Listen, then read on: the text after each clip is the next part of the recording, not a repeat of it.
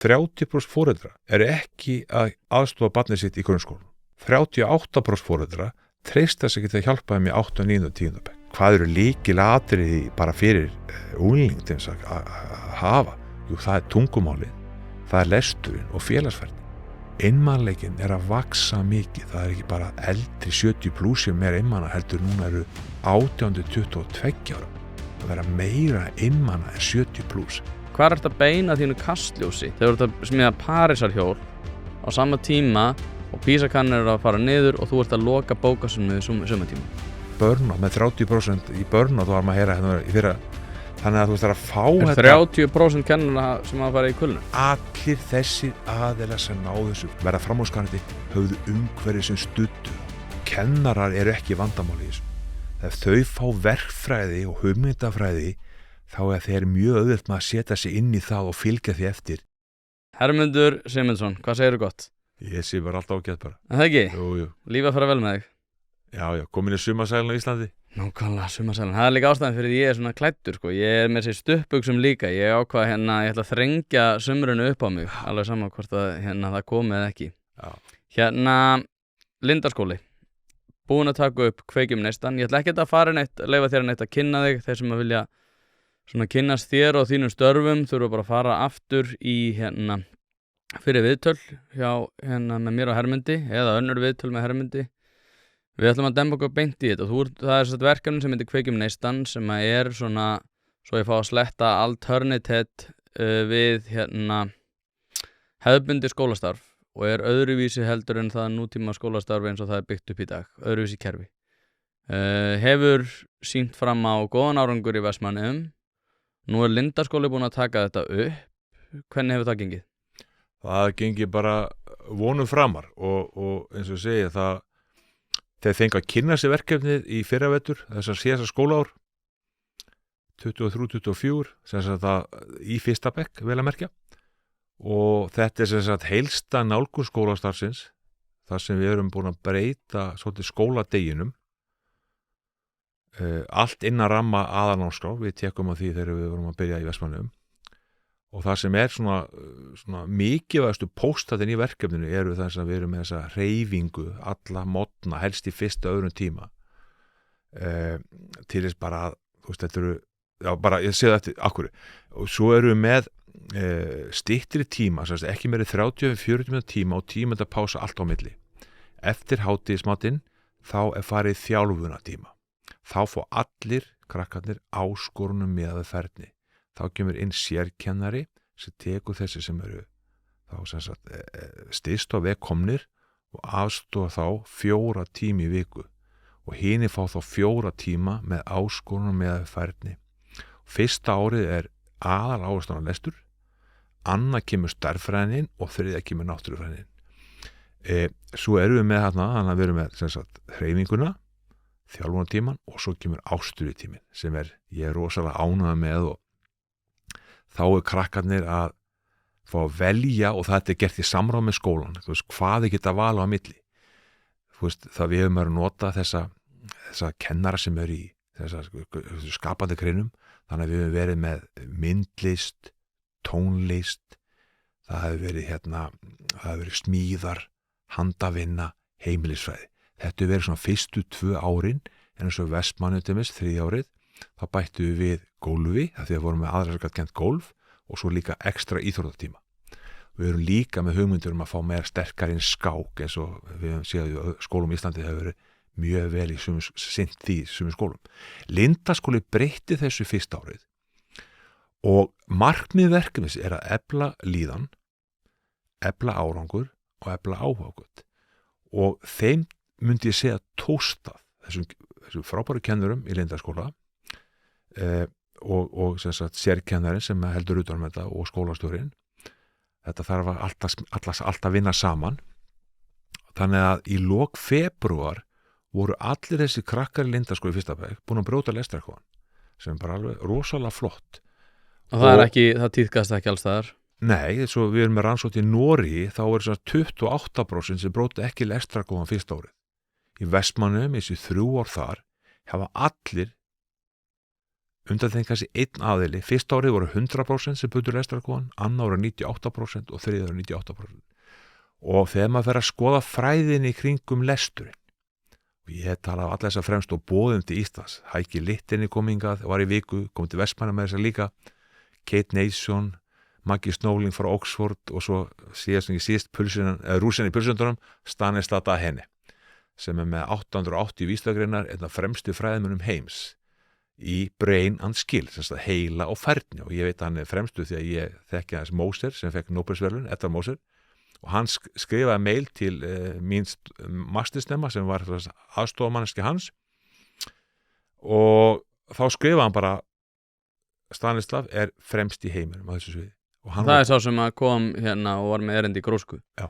Og hann var sérst í Þrándi með 2014 og það fyllti sal með 400 manns að tala lestur og stærðfræði út frá hans rannsóknum sem bara skoða hvað skeður í heilunum bara þegar þú lærir að lesa og þegar þú öðrast kunnátt í stærðfræði.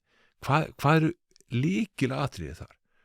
Og þegar við þess að hann kemur til, þannig að við erum búin að fá þessa fremstu fræðimenn heims til að koma og segja okkur, og bara fyrir mig var svo mikið að líka bara kynna þessu fólki og geta verið samskipti við og eftir á, bara til þess að svona finna hvar landi liggur.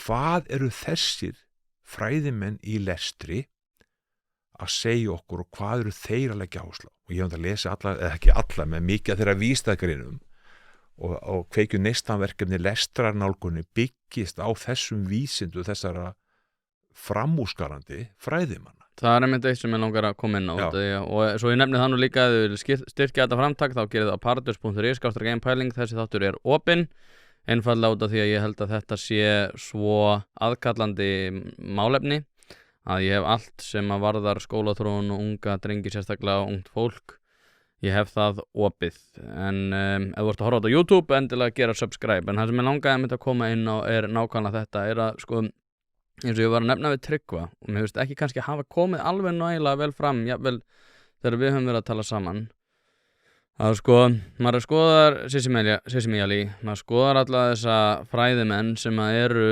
að láta þessi mál sig varða, og maður sér það allir með sinns, og það var einan bíómynd með Michael Moore sem heitir eitthvað America Conquers Everything eða eitthvað, þar sem maður var að skoða svona mismunandi þætti hvernig fólk á að fara til Noregs til dæmis og skoða fangelsmálun og okkur þau varu betri þar, og svo fór hann til einhver annar landa, til Íslands held ég, til að skoða það hvernig kom konur í áhrifastöður.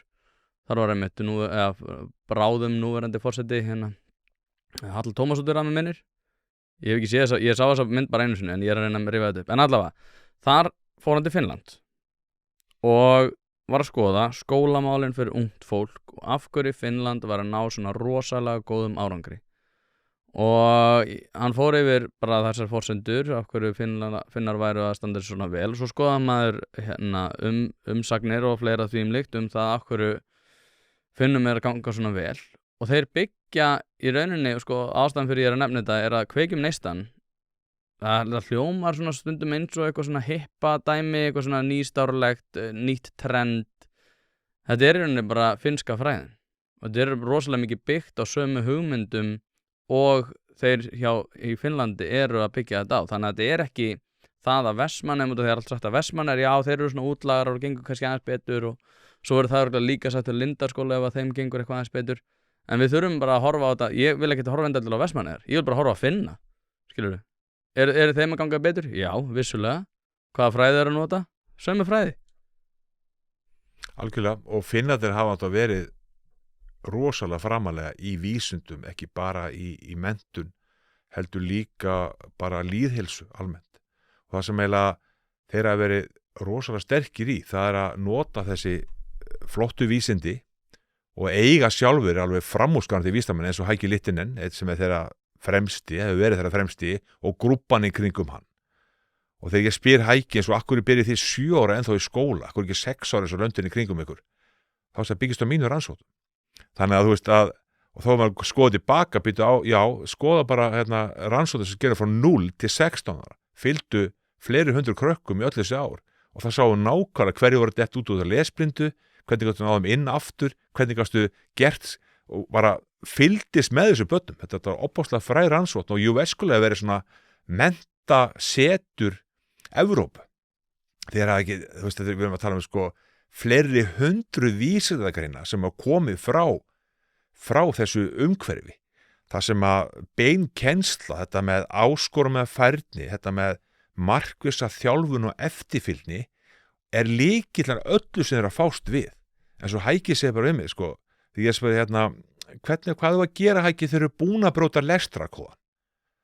Þá þarftu markvissa þjálfun. Og hvernig getur mælt það, sagði? Nei, ég mæli með því til þess að hafa einfalt blað og fylgjast með barninu, hversu marga bækur las barnið síðasta mánuðin og hvað 3 voru skemmtilegastar. Þannig að hann viti það barnið. Og það svona hlutur sem við erum að líka innleiða Kveikju Neistaverkin, eins og ég sagði, eigum þá ekki að mæla lestur bóka 15 mínútur á dag. Nei, alls ekki pressa neitt inn í svoleiðis hlut. Heldur segja, reynum að lesa þessa bók kannski sama með foreldrum. Þetta svo minni bækur, þetta frábæra bækur á Norðurlöndunum. Þú veist, ég búin að 3 börn upp í Noregi. Þú veist, það finnast ekki, þetta 11 erfiðleikasti frá að byrja bara í lestrinum og hver bókafælar, 2 svona stór bókafæl Noregi, hvert með 20 bækur á hverju stíi. Þannig að krakkaði mínu gáttu alveg 40 bækur á bara grunnstíi lestur. Þetta svona, þau eru kannski komin að myndi segja annað 3. stíð, þá áttu komin í Láki og þessar bækur sem finnast á svona vísværi það litlu heftin. Valkvæði þátturinn líka náttúrulega rosalega mikilvægur þarna. Ég meina, ég hef bara uppgötað þetta sjálfur, ég meina, ég hef starfað mjög mikið með fólki með þjónustu þörf og meina, ef þú veitir ákveðna kosti þá það miklu líklegra að þú fáir einstaklingi til að vinna með þér og gera hlutina með þér. Sama núna bara ég á lítinn strák, skilurðu, og maður finnur alveg fyrir því að áhugakvötin kemur miklu frekar ef ég að segja herðu, það 3 þættir sem þú getur valið Þú veist, hvað langar þig að gera þessu 3? Í staðan fyrir herðu, hérna 1 þáttur og við erum fara að gera þetta. Óhjákvæmulega farðu einstaklingin ekki, eða miklu ólíklegri til þess að fá hann til að vinna með þér. Já, og í þessari gífurlegu samkeppni sem við höfum núna glíma við allir þessa samfélagsmiðla og annað þá verðum við að alla geta boðið upp á námsefni sem að nær einstaklingunum. Þú veist, eins og ég hef sagt á dáður, eins og þú ert að segja núna, þetta með autonómi, að fá að velja sjálfur gífurlega mikilvægt og geta valið á milli 40 bóka á þessu stíi sem þú stattur á og það kennar sem metur það. Herru, hann Frederik, hann á stíi 1 en hann má velja þessar 40 bækur Hvað viltu taka með heim núna? Og svo var það í Noregi til dæmis, þá áttu að lesa mamman eða pappin, að lesa með honum syninum, Frederik, þá 3 í viku. Þannig að við lásum þessa bók 3 sinnum. En eins og ég lendi oft í því þegar hann valdi bækur sjálfur, eins og einn sem var með svona kallað, það voru kóngular með hárum, og það voru svona flotta myndir og svona spennandi, að hann fór næst bara undir sængina og það var að lesa á hverju kvöldi, sko. Það var hlakkað til strax eftir kvöldmatinn að við myndum fara að leggja okkur og myndum lesa með honum bókina. Þannig að þú veist, það ekki bara að þú lesir þetta 3 með krakkanum, þessa bók sem var kannski 10-12 síður, þetta var ekki langt og stóra myndir og lítið texti sko í byrjun. En hann vildi lesa meira. Þetta var svo skemmtilegt. Og þetta þurfum við að hugsa rosalega mikið núna í allir þessar rosalegu samkeppni sem að börnin hafa. Athyglissamkeppnina þá. Athyglissamkeppnina, sko. Við verðum þarna. Svo ég sjálfur þegar ég var alveg fyrsta barnið mitt, sko, þá byggum á tímabili í Englandi, ég var við Oxford þarna háskólanum eitt árið 99-2000 og þá var, hún náttúrulega fór í 5 ára, fór í enskan skóla, þar sem hann byrja bara allt á fullu bara 5 ára, sko. Og það var svona áskorunni fyrir okkur að hafa hana þar. Þannig að ég fann þá að ég útbjó fyrir hana, ég vissi nákvæmlega hvað hún var stödd, eins og hvaða bókstaf var hljóðkunnun og ég var þá að setja upp það sem ég kalla áskoranir sem ég er búin að þróa svo aðeins áfram og það sem var bæði að skrifa niður bókstafi og þá sem hún get fanni þá skrifa bara æfði að skrifa F-ið og A-ið og tók hennar bókstafi og svo var það mitt bókstafur og mömmu bókstafur og var ég kannski að vinna með smá stærðfræði, þetta er einn bolti og þetta eru 2 boltar og leggur þá sama hvað er það. Þannig að við sögum 1 bolti og teiknaði bolta líka pluss 2 boltar, þannig ég fóð með svona einfalda starfær sem passaði fyrir hana og svo ég líka með svona bara svona ennþá stærri áskorun að fylla inn í eins og var kannski í og ekki stóð bara strik undir sko næsta bókstaf, hvað getur verið hérna, hvað orð getur við mynda hérna, bara sem byrjun og svo var eins og hvað þau prikti prikk, þá sem prikki frá 1 til hérna, hvað sé 15 þar sem þú að fylgja prikkunum og þá kom einhver flott teikning eins og ég var að reyna að gera svona dreka eitthvað svona með langri tungu og eldur og svona og svo, dreki þegar hann var búin að gera svo alltaf viss, þá var hann að læra röðin á bókstofunum og svo var að teikna drekan, það var líka verkefni sko, hvaða hlitir viltu hafa á drekanum sko, þannig að þetta kallaði áskoranir og þetta gerði ég fyrir öll börnin mín og alltaf var erfiðari áskorun, það fannst þau voru kannski 9-10 ára gömul og svo dóttir bróðir mín, þannig að ég byrjaði með hana 4-5 ára með áskoranir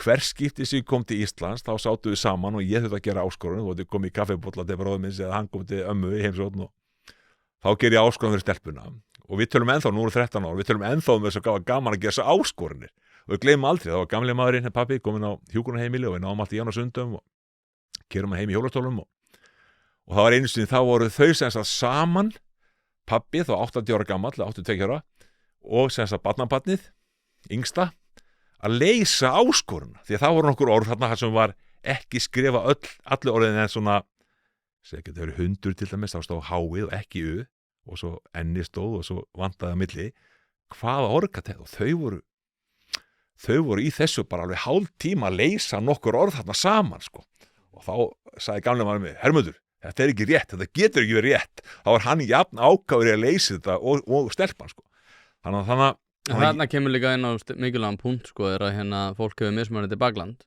algjörlega. Og ég meina, ég hugsaði bara með svona með hann kemur núna hlaupandi með bækurnar það ég er náttúrulega með bækur eiginlega bara, kannski kona mín ekki sérstaklega hrifin að því, en bækurna mínar eru svolítið bara út alla íbúð sko og hann vill lesa mikið og hann kemur sko hlaupandi með bækurnar en vandinn er náttúrulega líka sá eins og ég og Tryggvi Hjaltason sögðum og maður er ekkert að setja sig á okkur háan hest og maður segir eitthvað betur en aðrir en það er einfaldlega þannig að búa ekki allir við sama bakland sumir eru ekki með kannski foreldra sem að geta eitt tíma eru bara að vinna á mikið og gera á mikið sem er náttúrulega vandi og en sko það er eitt sem að mér langar líka að bæta við þetta áður en við höldum árum sem er sko það var að koma hérna grein sem að heitir Borgin sendi ömurleg skilaboð í samfélagi þar sem að rithöfundurinn Sverrir Norland skrifar grein sem að heitir aðgangur krakkað efni á íslensku versnar stöðugt þar sem að fjallar það að nú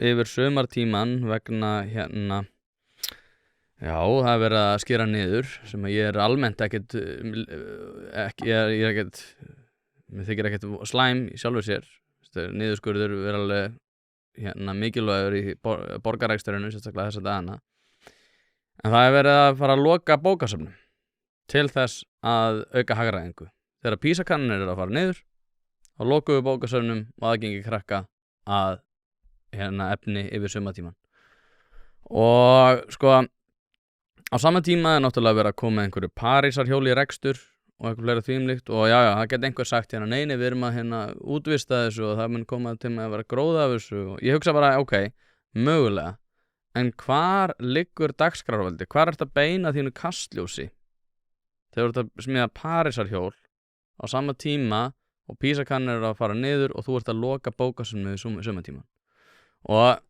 eins og segi, það er alveg að fara rauk fyrir því að þetta sé kannski penningalega hérna allt annað mál og á ekki að vera sláður saman en mér finnst þetta samt sýna mér ákveðna mynd það hvert við erum að beina okkar kastljósi hvar áherslurnar liggja og ég veit að það er ákall foreldra á þessi hluti séu lagaðir foreldrarnir reyndar mættu vera duglegri í því að beita sér aðeins í þessu láta rödd sína heyrast og ég hvet þá sem er að hlusta að gera það að láta vita því að þetta er að fara versna áður en að verður betra og þú veist ég man ég var að tala við Jón Pétur Símsen bara fyrir ekki svo löngu og ég var að mynda þegar PISA-könnunin kom út og þá var ég að segja hérna, nei, það er tíminn til að benda núna þú veist, það er alltaf verið að segja eitthvað við hefum ekki verið að benda á hluti ég veit ekki alveg hver ég stend á því í dag og ég var einmitt eins og ég sagði við Tryggva Hjaltason núna síðast og ég lærði mikið af Höllu Tómasdóttur var að Ef maður ætlar að ná einhverjum árangri á einhverju svið þá þarftu að fá fólk svolítið með þér.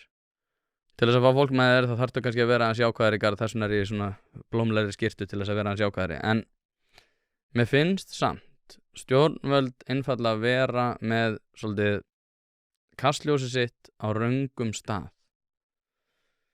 Og þá er ég ekki einu sem bara að tala það að þurfa að breyta kerfinu sem ég tel þó að þurfa að gera. Ég tel bara að að sé kastljósið beint að skólakerfinu sama hvort að þú telur að þurfa breytingar eða ekki. Hver er þín afstæði þessu? Nei, ég alveg sammála því að þú veist, það ekkert einn hlutur sem þarf að vinna með. Þannig að ég verið að skoða mikið, það að eins og þú inn á, það mismunandi staða fólks. Staða innflytjandans oft erfiðari því að þeir eru kannski ekki með tungumálið sem þarf til að hjálpa barninu sínu og við vitum það eins og Norðmenn búin að taka á móti 8.000 ári cirka innflytjendum. Þeir urðu að laga kerfið þannig að gætu tekið á móti þessu og skila þessu, þetta fólk skila þessu sem mannauður, ekki bara kostnaður og það búið að reikna þetta allt út, það búið að sína fram á það fyrsta lagi að börn kunna norsku þegar ég byrja í skólanum, þá eru það þau börn sem að þessum innflytjendum sem komast áfram út á atvinnu og upp í framhaldsskólana. Það er búið að sína fram á það að einkunnir í grunnskólum hafa gífurlega mikið að segja fyrir hverju klára framhaldsskólan. Til dæmis ef þú ert að fá, það gefið 0-6 í grunnskólanum og líka framhaldsskólanum. Það ert að fá kannski milli 2 og 3 út úr grunnskólanum í mikið af fögum og kannski meðalöngu kannski 3. Þá er kannski 80% möguleika að þú dettir út úr framhaldsskóla. Það er rosalegt. Já, ef þú fá kannski yfir 4, svona nála 5, þá er kannski 90% möguleika að þú klárir framhaldsskóla. Þetta eru búin að reikna allt út. Þeir eru búin að reikna það út að til þess að leikskólaaldri, það eru margir náttúrulega innflytjendur sem við senda ekki börnin sína á leikskóla. Þannig erum við að tala bara smávægilegar breytingar á einkunnum en í rauninni 2 staðalfrávik frá miðgildinu. Einmitt. Þetta hefur sína bara fram á að þetta hefur gífurlega mikið að segja og bara það að þú veist þess að hvað gerur þá í leikskólan? Jú, fyrsta lagi þetta staður sem við viljum að börnin koma á, þeir bjóða fría leikskóla fyrir innflytjendur, ef þeir ekki vilja fara leikskóla það bjóða fría kúrsa í norsku þess að hjálpa þessum innflytjendum og krökkunum sérstaklega að læra norsku. Þeir segja líka hvað mikilvægt á í leikskóla umhverja sem þetta kannski frá, það ofta ekki meir en kannski þú þannig 8-4 í Noregi, það bara allt lokað 4:30, maður ná börnin sem fyrir 5:30 mín börn voru alltaf, við reyndum að senka, við fórum alltaf til 8:30-9 með börnin í skólan, annar okkar og hinn náði þau 3, þannig að þessi styrstur tími í leikskólan og þá kannski oft sofið 1,5 tíma í leikskólan líka. Margir sem hugsa þannig ekki hafa börnin og lengi það. Það sem þeir sáu þá líka Norðmennir og það var að þeir verða starfsfólk leikskóla verður að tala norsku. Meira þess að sem í eldhúsinu það líka að tala norsku, hafa eitthvað grunnkurs í norsku. Hinir sem eru á móti börnunum, vinna með börnunum alla daga, þeir þurfa að hafa hærra stig í norsku kunnáttu. Bara til þess að barnið sé umleikið því tungumáli sem lykillinn að þeirra skólagöngu. Þarna þeir búin að ákveða með lögum. Þeir líka hafa ekkert lengt leikskólakennara. Það bara 3 ár í Noregi og þeir eru að borga, ég var að reynt út fyrir eitthvað leikskólakennara daginn, að þeir eru að borga 200.000 norskar í laun á ári meira fyrir leikskólakennara. Það er að segja cirka 2,83 milljónir meira í laun á ári fyrir að vera leikskólakennari. Þannig að það vantar ekkert leikskólakennara í Noregi. Öll mín börn hafa haft stjórnanda og starfsfólki sem eru leikskólakennara. Það er kannski einn og einn sem eru svona aðstofmaður sem þá ráður inn bara í einhver ákveðin verkefni en undir stjórn leikskólakennara sem góður í norsku. Þannig að ég alveg öruggur á því að börnin séu því besta umhverfi sem ég get haft þau í á þessum tíma. Þannig sem að tekin ákvörðun, kerfislega ákvörðun að bæði setja áherslu á norskuna og líka ekki lengja leikskólanámið. Ég búin að tala með þetta við fleiri þingmenn og aðra að þetta þurfum að stytta aftur. Við þurfum að auka laun leikskólakennara. Við þurfum að sýna fram á það. Við þurfum líka að, efla nám leikskólakennara. Að þeir sýni og sérstaklega eins og ég hef talað við fræðimennum hvað eru lykilatriði bara fyrir ungling til þess að hafa. Jú, það tungumálið, það lesturinn og félagsfærni. Og þetta þurfum að efla rosalega inn í leikskóla líka. Þess að nú erum við að þróa hérna, ég að þróa þetta með heilsuleikskólum í Íslandi, við erum að þróa félagsfærni próf, félagsfærni mat fyrir 3-5 ára. Þannig að geta mælt stöðu sem að leikskólakennara þá myndi þá skoða þá börn sem hún með, hvernig staða barnana í hennar deild 3-5 ára. Má ég líka skjóta inn í hana og til þess einmitt, og þetta svo mikilvægur þáttur og ég er búin að vera að leika mér að því að lesa þessar skýrslur og fræðigreinar þessi menntamál. Sko stöðumatið ekki til þess einhvern veginn að greina þú veist frá því að þessi sé komin lengra en þessi, heldur það til þess að grípa þá sem eru komnir aðeins styttra til þess að fleita þeim áfram til þess að þeir geti náð jafningum sínum. Og það er svo oft sko ég man bara þegar ég var í grunnskóla þá var hægstig, miðstig og hraðstig. Þótti rosalega eitthvað svona iffi til að byrja með. Þótti ekki gott að vera skipta okkur upp í hópa og ég man alveg að maður fann svona aðeins fyrir ég fór á miðstig sko. Og ég alveg svona, ég fíla nú ekki alveg, einhverju vini mínu voru hraðstig. Svo var einn sem var svona settur held ég bara sem svona tóken á hraðstig. Og honum gekk ekki vel í skóla. Hann flosnaði upp og kláraði held ég aldrei framhaldsskóla. Náttúrulega á móti, þetta góður vinur minn og hann að gera góða hlut í dag. En að breyti því ekki samt sko að ég fekk sko verkefni við hæfi. Út af því ég var í miðstig. Ef ég var í hraðstig þá hefði mér kannski ekki gengið að vel. Og þetta með leikskólana, einmitt eins og þú ert að nefna, að þetta til þess að koma þeim til hjálpar sem að nauðsynlega þurfa að halda. Þannig að sko við séum ekki kannski að reyna að fella tréð með því að hamra 1000 sinnum á mismunandi staði, heldur að vera að hamra á sama staðin til þess að fella tréð svo að krakki ná árangri. Og það að sko athyglin dreifist bara, og þetta er svo skekkt hugmynd einmitt það hvernig þú nærð árangri, sko, ég meina, maður lærið til dæmis þegar ég lærið píanó. Mjög algengt að fólk sem að, ég gerði þetta sjálfur og systir minn atvinnumaður í píanóleik og hún skammaði mig mikið fyrir þetta því að þegar ég gerði einhverja vitleysu, þá byrjaði ég upp á byrjun. Og byrjaði þannig ég var að dreifa álæginu á allt sem ég var að reyna að læra, ekki á þann stað sem ég þurfti nauðsynlega að læra betur, heldur var bara að dreifa á allt verkið. Og þá náttúrulega náði maður árangri miklu ólíklegri til þess að ná árangri. Og það nákvæmlega þetta sem er svo mikilvægt að við séum að einbeita okkur á þeim breytum sem eru kannski hjálparþurfi. Þurfa, þú veist, þetta er staðurinn í verkinu sem að þarf nákvæmlega, ef við hugrum bara samfélagi sem tónverk, þá þurfum við að einbeita okkur að litlu breytunum til þess að þær verði auður en ekki kostnaður. Nákvæmlega. Og það er sem að, þú veist, ef maður skoða bara Noreg aftur, þá er bara að gera rannsóknir á þessu. 30% foreldra eru ekki að aðstoða barnið sitt í grunnskólanum. 38% foreldra treysta sig ekki til að hjálpa þeim í 8., 9. og 10. bekk. Bara finnst þeim ekki kunna stærðfræðina eða norskuna eða náttúruna sem er að vinna með.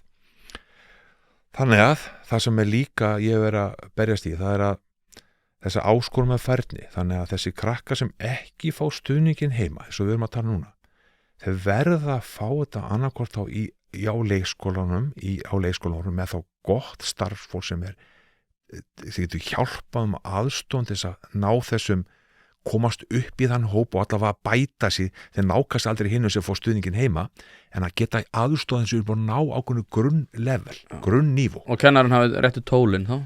Algjörlega, og það sama eins og í Vestmannaeyjum og nú í Lindaskóla, við erum bara að skoða stöðumat fyrir börnin, við erum með stöðumat í lesturinnum, við erum með stöðumat í stærðfræðinni og náttúrufræðinni og líka líðan og öryggi, hvernig ertu öryggur í skólanum og líður vel í skólanum, þetta er allt tækið sem við erum með búin að þróa og ásamt öðrum og þannig að við erum alltaf en við erum ekki að skoða foreldra, við erum þess að ég verið handboltaþjálfari við 30 ár og ég er að hjálpa þessum aðila, þessar stúlku eða dreng til þess að vera betri í handbolta og ég er ekki að spá í hvað pappin gerir eða hvort að koma ára og leiki eða mamman, ég ætla að hjálpa þessum aðila að vera betri í þess að ég er að vinna með núna og það er óbúslega mikilvægt fyrir skólan og ég vissum að það sé ekkit ólíkt hjá okkur að svona, eins og normenn að þessi cirka 30% sem ekki er að hjálpa barninu í skólanum eða leikskólanum, skilur þau börn verða að fá hjálp, við verðum að grípa þau til þess að þessi aðila verði mannauði fyrir okkur, ekki kostnaður. Og það ekki 22% núna sem að falla út úr bæði vinnu og skóla 18-22 ára. Ég var bara reiknað út, þetta eru við erum 4.000, 18, 19, 20, 1 og 2, við erum 20.000 einstaklega þessum árum og 22% af þeim sem eru þá að detta út. Þetta eru 4.000 einstaklingar. Hvað kostar þetta samfélagið sem bara 5 milljónir hver? Þetta eru margir milljarðar. Þannig að, og bara það eins og við skoðum með okkar verkefni í Vestmannaeyjum, ef við getum, eða kveikjum næsta verkefni, ef við getum, eins og við erum hérna með mælitæki einfald stöðum, að við getum séð hvað eru margir búin að brjóta lestrarkófan í lok fyrsta bekkjar, hvað eru margir læsir eftir annar bekk, og þegar við náum 83% eftir annar bekk meðan 500 börn í 20 skólum sem við vildum vera með, það voru 60 skólar spurðir í fyrra og 20 skólar vildum vera með og þá voru þau með 52% og við með 83%. Og ég bara að segja, við notum 12 milljarðar ári í sérkennslu á Íslandi. Ef við getum bara minnka, ég talaði um marga skólafólk, þessi að við getum mínimal 10% minni kostnaður eða út bara að ná svona mörgum í læsi. Og það er 1,2 milljarður. Og svo er ég búin að nota hann í Vestmannaeyjum í 3 verkefnastjóra, 8 milljónir ári, sem búin að nota 24 milljónir, og við erum að tala um að við getum spara kannski, ef við notum þessa nálgun, getum við spara kannski 1,2 milljarða ári. Þannig að þetta er opbóstið fjárma sem við notum til þess að kannski plástra í staðið fyrir að nota þetta í fyrirbyggjandi, eins og við höfum verið aðeins bæði byrja hérna í leikskólanum, byrja strax með foreldrafræðslu, efla foreldrafræðslu, þessu tilbúins að takast á þetta gífurlega erfiða verkefni sem er að vera foreldri. Þetta er bara, eins og ég segi stundu, ég á barnabörn og þetta sagði dóttir minna, þetta er bara algjörlega nýtt líf. Þetta er bara fyrir og eftir að maður eignast börn. Allt er bara komandi einstaklingu sem að þú hægt að hafa í fanginu og algjörlega háðu þér. Og það er svona, þegar ég er á Íslandi stundu þá býðist stundum mútu, hún er 82 ára og það er, ég er ennþá þegar ég fór á völlin í gær að horfa á eitt leik, þá ertu með trefilin og vettlingar, það er svolítið kalt núna. Þó ég sé hún að vera 60, þá er ég ennþá litlistrákurinn. Þannig að þetta er all lífið og þetta er svo við vitum að fjölskyldan og þessi sterku tengslem oft myndast, þetta er bara lykillinn að allri velíðan og við erum rannsóknar á þessu líka, það sem við að velja. Þannig að, og það sem ég eiginlega, fólk spyrir mig, akkur þetta berjast í þessu og marga brekkur á leiðinni og ég segi alltaf, mér langar svo rosalega að láta gott að mér leiða til þess að fleiri börn fái möguleika á að takast á við lífið og fái möguleika sjálf og verði mannöður í stað fyrir að vera kostnaður. Það er það sem er svona aðal áhuga hvötin mín, drifkrafturinn. Já, svona tilgangurinn. Og þetta er rosalega mikilvægt að hafa tilgang. Og ég talaði við marga kennara sem hafa kennt í mörg ár og aðra sem vinna með börn og þetta er þessi tilgangur að hjálpa ungu fólki, ungu börnum að ná þessum aðru sem eru líkillinn. Það er ekkert annað sem er minn drifkraftur. Það er ekki, ég verð ekki ríkur á þessu verkefni, ég hef verið hlutastöðu sem að, ég þó að sé 1 skóli eða 2, það skiptir engum mál fyrir mig fjárhagslega. Þannig er enginn í þessu verkefni okkar að fá okkar meiri laun eða eitthvað þó að sé fleiri skólar með, við erum konum með 2 skólar núna. Það er bara þá þurfum við viljum sinna eftirfylgni í þessu skólum sem við erum með og gera þá góðan hátt og það er bara að hafa aðra til þess að hjálpa okkur með eftirfylgdina. En svo er það náttúrulega líka það að þetta er samfélag sem að börnin þín og börnin mín og aðrir munu koma til með að erfa og ef að það er undirstöðu sem að kannski voru betri þegar að ég var í grunnskóla eru ekki til staðar samhliða samfélagsmiðlum og samfélagsbreytingum og ég held að svona lífið muni koma til með að vera erfiðara núna næstu árum einfallega út af þeim forsendum sem að fyrir hendi liggja. Ég held að það sé líka stór þáttur í því að ég nenni að standa í þessu Það er bara, ég held að fólk og við þurfum sterka einstaklinga á næstkomandi árum. Ég held að við þurfum sterka einstaklinga í fleiri stöður heldur en kannski við höfum þurft undanfarin ár, sem að þýðir það að ef að þetta er ekki fyrir hendi, við erum ekki búin að laga það sem að þetta er í dag, að þá er stórkostlega litlari líkur að mínum að það við getum getið tekist á við þær áskorunni sem að held ég óumflýjanlega munum koma til með að koma í okkar veg sko. Og það er líka ástæðan fyrir því að ég, já, eins og ég segi, nenni að vera í þessu. Það er bara, og eins og ég var að nefna við áðan, ég tel að svo sé að ég menna, núna ég lítinn stráksi fyrir skóla einhver tímann á næstu árum, ég get ekki sé fyrir mér að vera hér ef að þessi hlutur er ekki að fara, þú veist, ef að PISA-kannanir halda áfram að vera slæmar, ef að undirstöðurnar halda áfram að vera eins og þær eru, ef að áhugi stjórnvalda á þessum málefnum halda áfram að vera jafn lítið og raun ber vitni, jafnvel þó að Ásmundur hafi komið eitthvað á erindi Tryggva og verið með einhver ræðu. Ég meina, ég hef bara séð þessa bíómynd áður og það hefur ekkert breyst, þannig að ég hef ekki mikla trú á því að það muni koma til að breytast, og ef að eitthvað á að breytast þá vil ég fara að sjá einhverjar raunverulegar aðgerðir, og ég get ekki séð fyrir mér að búa hérna ef þetta breytist ekki. Ég get ekki séð fyrir mér að búa hérna ef þetta breytist ekki. Það er bara þannig. Já, ég skil það, þú verður mjög duglegur að benda á þessa hluti í gennum tíðina sem er bara opáslega mikilvægt að það séu fleiri að benda á að það eru ákveðin möguleika. Þú sér að við erum þessu okkar verkið, við erum búin að þróa ákveðin svona verkfæri, hugmyndafræði sem byggist á finnsku leiðinni, eins og við kallum þetta. Sem er svo mikilvægt að benda, svo verður negla hennar punkt aftur. Þetta Kveikjuneyslan er ekki bara þetta verkefni í Vestmannaeyjum. Þetta er byggt á nákvæmlega, þú veist, ég meira þess að fór að kynna mér þetta og ég skil tölfræðileg gögn og þetta er bókstaflega það. Þannig að sko, þegar fólk er eitthvað að segja að þetta sé einhver útlagari og Vestmannaeyjar séu bara svona 30 árum eftir en var það svona demografíur og fleira þannig, þetta er ekki bara það sko. Þetta er finnska kerfið. Algjörlega.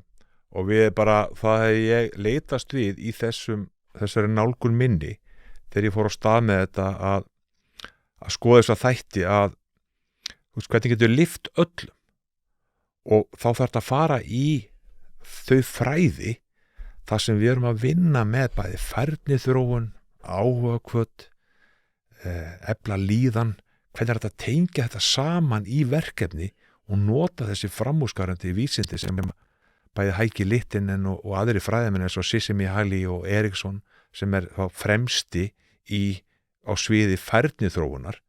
Og ég var svo heppinn sjálfur þegar ég byrjaði doktorsnámi 95 að ég kynntist á að ég hafði leiðbeinanda sem að John Whiting sem að þekkti þessi fræðu öll, og ég var bara strax 95 komin inn í bara, Hermundur, skoða þetta, skoðu Gottlieb með tengsl sem sagt gena, taugakerfis, atferlis og umhverfis, hvernig hann skoðar þetta, skoðu Edelmann, bara nýjustu kenninguna kom hann 87 og 92, skoðu Edelmann þar sem hann er að skýra hvernig við lærum, hversu mikið sérhæfni er í námi og hvað skeður í taugakerfinu þurfa læri hluti. Skoðu Eriksson, hvernig hann hefur skoðað þetta með færniþróun og hversu mikið var stöðumatið er til þess að geta fyllt eftir. Þetta ekki bara við þess að slökustu, heldur líka hina. Hvar eru þeir stattir? Og við sjáum að við erum allt stöðuð líka að fara aðeins niður á við í PISA fyrir þessa efstu hlutan. Þess að við erum komin lengst, þegar við erum með miklu minni hluta afburðanemandi heldur og bara svona dæmið það, bara svona aðeins innum það, þá voru afburðanemendur sem komist inn í háskólinni í Þrándheimi í erfiðustu fögin, læknisfræði, nanoteknológi og skalla industrial economy. Það er bara, þeir eru með 10 öllu fögum í framhaldsskóla, sko, pluss ekstra stig fyrir að hafa tekið svona raungreina áfanga. Og þeir voru að spyrja þig, hvað þið vilja gera? Hafið þeir að styttir menntaskóla sem er 3 ára framhaldsskóla? Nei. Hvað hefðu þið vilja gera? Vera fyrr búið með grunnskólan? Nei. Meiri ábót í 8., 9. og 10. bekk í raungrunum og stærðfræði. Það sakna, þeir eru oft betri en kennararnir í þessum fögum í efstu stigum gagnfræðaskólans. Þeir hefur ekkert flýta sem meira, heldur fá meiri ábót á þessum tímapunkti, því að í Noregi eins og Íslandi það eru margir framúrskarandi framhaldsskólar og þar fara þessi krakkar inn í, og það er bara þess að segja bara elítan sem fer inn í þá erfustu fögin, því að það í Noregi er erfitt að komast inn í suma, það er bara einhverju frá framhaldsskólum sem gera verkum og kemst inn í viss fög, eins og hérna í okkur líka læknis frá öðru fögum, sko. Þannig að þarna er opbóðslega ásókn í sum fög. Þannig að þessir krakkar, þeir vildu fá meiri ábót. Þeir voru alveg í topnum en vildu samt fá hans meira. Þannig að þetta svona mikilvæg hugsun í þetta, í þetta. Það sem við höfum síðan séð og hefur notað líka mikið, við höfum verið að skoða líka velíðan, sem tekist okkar verkefni líka, svolítið, að þegar við höfum að skoða, ég var akkurat með meistarnema núna sem gerir alveg frábært verkefni, við vorum búin að finna fyrir nokkrum á síðan, að þetta með, þú veist, bara grá og hvítefni heilas, það er bara grunnleikandi starfsemi heilas, bara taugafrumundar, það er gráefnið, taugafrumundar og þeirra tengingar og svo hvítefni sem bara tengingar á milli taugafrumugrúpna. Þetta er bara algjört lykilatriði. Við vitum að gráefni minnka með aldrinum, þannig að þú fær færri taugafrumur, þannig að eðlilegt kannski að ég og kannski eldra fólk sem byrja að gleyma þess, það er bara við að vanta taugafrumur þarna, og svo hvítefni verðum aðeins hægari, það starfsemi heilans verður hægari með árunum, það bara minnkar eftir 45 ára aldur. Það hægist á öllu systeminu, þannig að verðum aðeins tregari, þannig að gamlega var með hattinn í umferðinni, þannig er ekki að gera þetta vilja, hann bara fer aðeins varlega núna því að það funkar að hæga systemi hjá hann. Við skoðum, við erum að finna það út ásamt fullt af öðrum fræðimönnum að hreyfing, þetta með ástríðu og þetta með félagsvirkni er lyklarnir að því að halda grá og hvítefni heilas við. Eitt af fremstu geðlæknum Noregs kom að tala um mig sem er að skoða mikið þessa þætti með velíðan, hans að Hermundur, það er ekki bara mikið fyrir grá og hvítefni, líka fyrir andlega heilsu og velíðan. Þannig ég fekk meistarana núna sem var að skila verkefni sinu og fekk flott verkefni sem verið vístagrein, verið byrjað að vinna vístagrein núna, að hann skoðaði velíðan, hvaða hlutir hafa mest áhrifin að tala þá um félagsfærni, hreyfingu, ástríðu, það að tengjast náttúru og hann tók líka með loneliness, sem einmannaleika. Því að það er ekki alveg sama hitta kannski eitthvað tísar viku eða hversu náin eru þessi tengsl við þá aðila. Þannig að hversu mikið ertu einn eiginlega. Þá er að tala um innstu tilfinningar og allt sem þú þarft eitthvað í kringu þess að getur talað við. Og hann finnur það sem tengist mest velíðan er fyrsta lagi félagsleg virkni, 2 einmannleiki, því meira því minni velíðan eða öfugt, 3. lagi ástríðan, 4. hreyfingin og 5. var að vera tengingu við náttúru. Það sem mér fannst opbóðslega áhvert líka, það var bæði að einmannleikin er að vaksa mikið, það er ekki bara eldri 70 plus sem er einmanna, heldur núna eru 18-22 ára að vera meira einmanna en 70 plus. Þessi niðurstaða gerði það að verkum að ég tók samband við Paul Gilbert og Marcella Matos sem eru fremst í heiminum, hann Paul Gilbert er sambandi við samúð. Það ekki bara empati, heldur samúð, það geta skoða hvernig þið líður þér, hvernig hefur þú það og geta hjálpa þér. Það er þetta compassion. Og ég kom í samstöru þau núna í kringu þennan strák sem var að klára meistarana með, hann er að fara í doktorsnám. Það er sem að skoða úlinga í 8., 9. og 10. bekk. Og það er ekki bara að vera að skoða áhugakvæta þætti og líðan. Við ætlum líka að skoða þetta með samúð, compassion. Þannig að við erum í samstarfi við Marcella Matos líka þar. Ég ákvað bara lykilatriði fyrir okkur í framtíðinni er að sinna félagsvirkni. En svo félag með Viðar Halldórs að segja þetta með social magic. Það er bara að vera mikilvægur og mikilvægur að við ekki gleymum þessu samskiptu við fólk.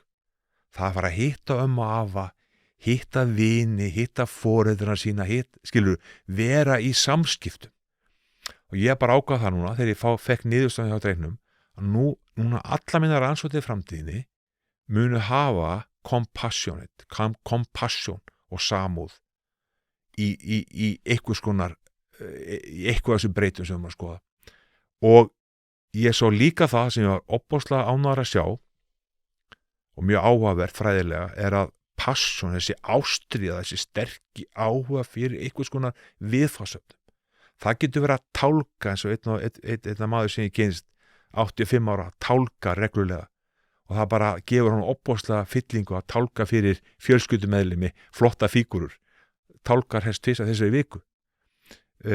það er Arni sem ég kynntist 90 ára, hann ennþá á skautum, hann sko, það sagði maður leiðið núna, hann eini keppandinn á þessum heimsvistarmótum, það heimsvistari 12-faldur, en síðustu árin var svolítið leiðu því að báði keppinautarnir voru ekki lengur meðan okkar, en hann æfir 5-6 sinnum í viku og 2 á skautum með yngar fólkinu, þegar enginn náttúrulega 90 ára á skautum sko.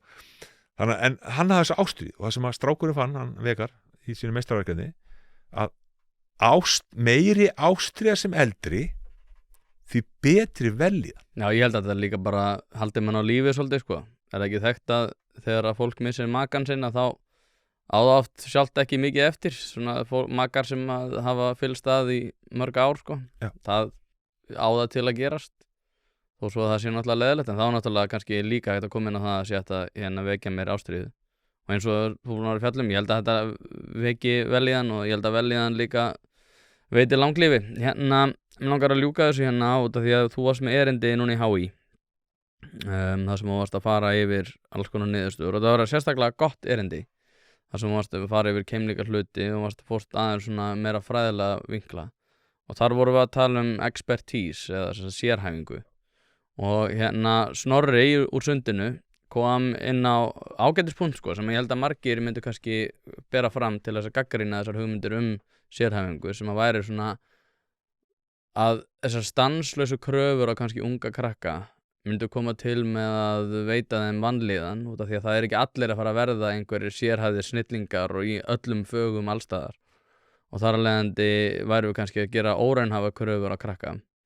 En ég mitt hugsaði sko, og Þorgrímur Þráinsson var þannig líka, hann sagðist reyndar, mér verka miður að heyra það, hann væri búin að gefast upp á þessu út af því að hann væri búin að vera að reyna að vekja athygli á þessu innan stjórnsýslunar og það vekti ekki neinn áhuga sem mér náttúrulega eins og ég er búin að vera að koma inn og finnst alveg ótrúlegt hvað það er lítil áhuga leysið innan kerfisins, en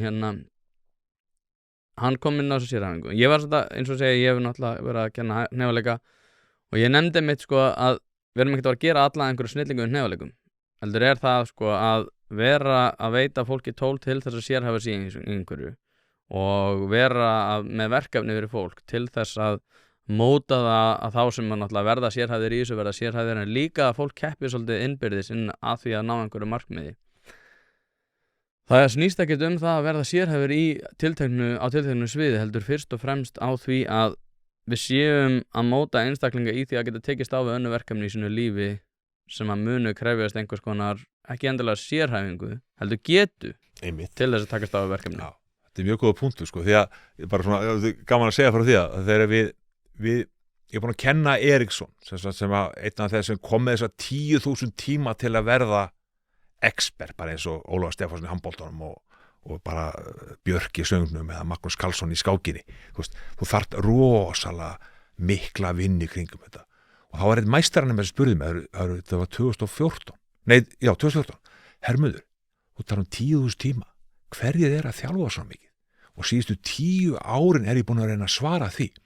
Og þá talaði ég við 23 experta og skoða H.C. Andersen sem mest þýddu fyrir utan bílbílina, Sjálfstarfin og Zlatan sem svona uppáhalds fótboltamára sín tíma og fann bara búið að skrifa mikið alla þessa menn og við fann út bara hvað það sem hvaða þættir eru lykil þættir í að verða framúrskarandi.